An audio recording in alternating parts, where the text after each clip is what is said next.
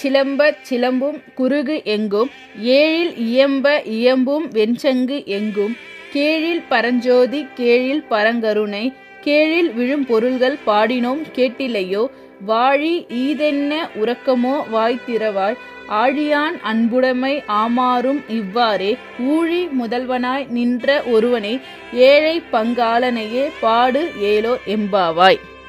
பொருள்: தோழியை எழுப்ப வந்த பெண்கள், அன்பு தோழியே, கோழி கூவிவிட்டது, பறவைகள் கீச்சிடுகின்றன, சரிகம பதனி என்னும் 7 ஸ்வரங்களுடன் வாத்தியங்கள் இசைக்கப்படுகின்றன, நம் அண்ணாமலையார் கோயிலில் வெண் சங்குகள் முழங்குகின்றன.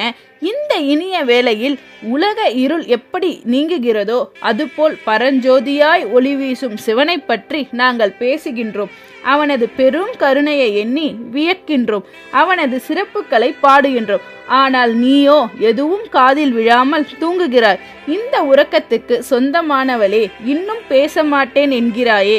வாழ்க நீ. பார்க்கடலில் பள்ளி கொண்டுள்ள திருமாலின் சிவபக்தியை பற்றி தெரியுமல்லவா? அவர் வராக வடிவம் எடுத்து சிவனின் திருவடி காண சென்றவர்.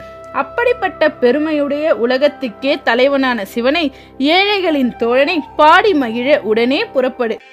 விளக்கம்: இறைவன் மனிதர்களின் உள்ள இருளை போக்குபவர்.